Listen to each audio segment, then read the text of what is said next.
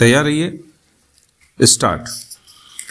अध्यक्ष महोदय, नई तालीम में मेरी रुचि उसी दिन से रही है जिस दिन प्रातः स्मरणीय पूज्य महात्मा गांधी जी ने इस विषय पर विचार करने के लिए पहल एक सम्मेलन वर्धा में किया था, जिसमें देश के कुछ शिक्षा शास्त्री और राष्ट्रीय शिक्षा से संबंध रखने वाले कार्यकर्ता आमंत्रित थे। स्टॉप। उस दिन से इस पद्धति की जिस प्रकार से जांच और प्रगति हुई है, मेरा उससे कुछ न कुछ संबंध रहा है और इसलिए मुझे इस बात की प्रसन्नता है कि आपने आज मुझे शिक्षा संबंधी विचारों को व्यक्त करने का अवसर दिया। यद्यपि मैं जानता हूं कि ऐसा करने में बहुत अंश में पुनरावृत्ति करूंगा और हो सकता है मेरे मत से दूसरों का, विशेषकर शिक्षा शास्त्रियों का मत न मिले। स्टॉप। इसके अतिरिक्त विचारणीय बात यह भी है कि शिक्षा के संबंध में केंद्रीय और राज्यों की सरकारें आज जो नीति बरत रही हैं, उसका मेरे मत के साथ कहाँ तक मेल होता है और मेरे मत में अथवा उस नीति में परिवर्तन कहाँ तक आवश्यक दिखता है। इसलिए मैं आशा करता हूँ कि मैं आज जो कुछ कहूँगा वह व्यक्तिगत विचार के रूप में ही समझा और देखा जाएगा और उस पर आप निर्भीकता पूर्वक और निर्लिप्त रूप से भली भांति विचार करेंगे। स्टॉप।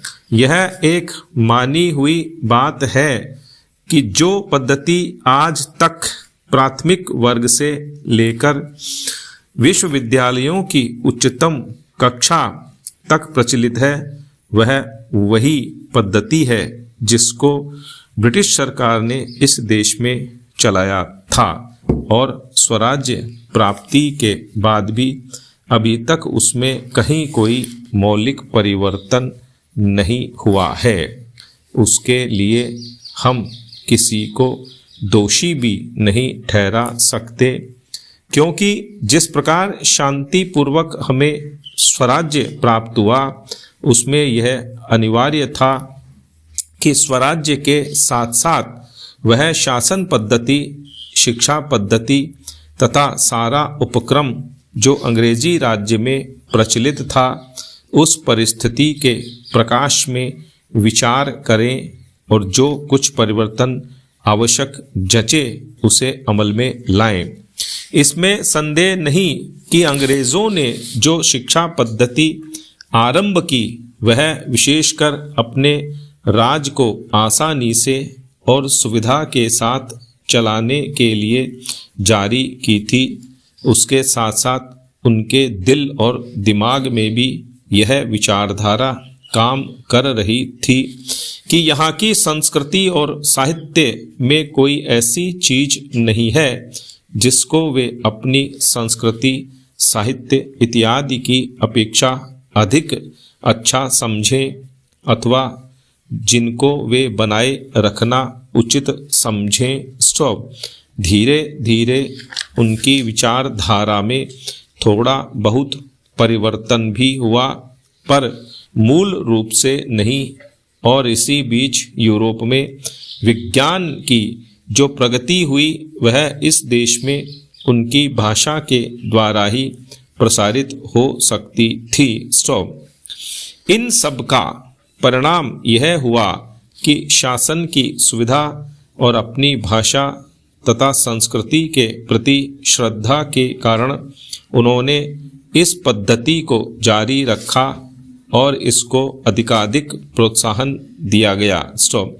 इसमें कोई संदेह नहीं कि हमारी कई पीढ़ियों ने जो शिक्षा पाई इसी पद्धति से पाई। स्टॉप। पैरा।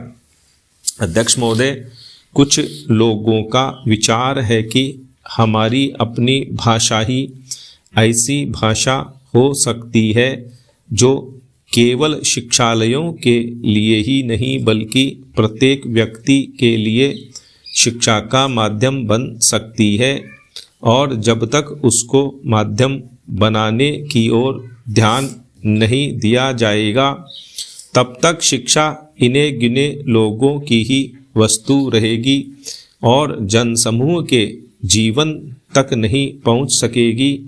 दूसरी विचारधारा यह है कि आज के विज्ञान युग में हम इस देश को यूरोपीय विचारधारा से अलग नहीं रख सकते और न इसका अलग रहना वांछनीय है, और इसलिए कम से कम उच्च शिक्षा अंग्रेजी के माध्यम द्वारा ही दी जानी चाहिए। स्टॉप।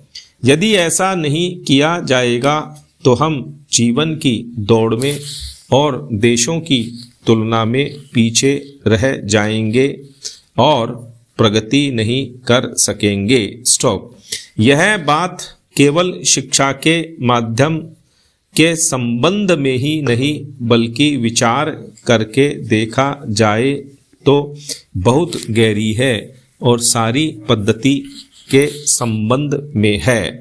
इससे स्पष्ट हो जाता है कि देश में शिक्षा प्राप्त करने की इच्छा बहुत अधिक है, जो अब शहरों तक ही सीमित न रहकर ग्रामीण जनता में भी दिख रही है। पर उसका एक फल यह भी देखने में आ रहा है कि इतने लोग इन संस्थाओं से उत्तीर्ण होकर अपने को एक प्रकार से बेकार पा रहे हैं। स्टॉप। सरकारी नौकरियां अथवा दूसरे प्रकार के काम जो शिक्षित वर्ग को मिल सकते हैं सीमित हैं, और जितने लोग उत्तीर्ण होते हैं उनमें से थोड़े ही लोग उनमें लग सकते हैं या उनमें लगने की योग्यता रखते हैं। स्टॉप।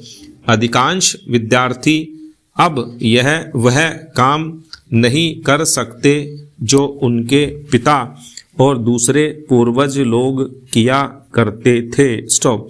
अंग्रेजी शिक्षा के फलस्वरूप उस काम के प्रति उनकी भावना में परिवर्तन आ गया। स्टॉप।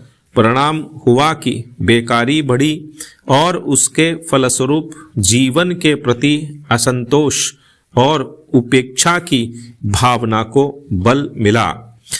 यह इस देश के लिए बहुत भयंकर चीज है। इसलिए हम इस विषय पर मौलिक रूप से विचार करें कि जो पद्धति आज चल रही है और जिस पर हम इतना व्यय करके युवक और युवतियों को बहुत बड़ी संख्या में शिक्षित कर रहे हैं, वह आज की परिस्थितियों के में कहाँ तक अनुकूल और लाभदायक है। स्टॉप। महात्मा गांधी ने इस आने वाली परिस्थिति का अनुमान लगाकर यह निश्चय कर लिया था कि यदि इस देश में अमीर और गरीब प्रत्येक भारतवासी के लिए शिक्षा आवश्यक है तो वह इस पद्धति से नहीं दी जा सकेगी, क्योंकि इसमें व्यय इतना है कि यह देश उस भार को नहीं उठा सकेगा। स्टॉप। इन्हीं दोनों विचारों से उन्होंने नई तालीम की पद्धति निकाली जिसको अन्य देशों के उच्च कोटि के शिक्षा शास्त्रियों ने भी शास्त्रीय ढंग से विचार करके उपयोगी और लाभदायक ठहराया। स्टॉप। महात्मा जी के विचार से जहाँ तक मैं उसको समझ सकता हूँ, इस पद्धति में अपने दो मौलिक तथ्य थे। एक तो इसमें शिक्षा केवल पुस्तकों के द्वारा ही दी जाए। स्टॉप।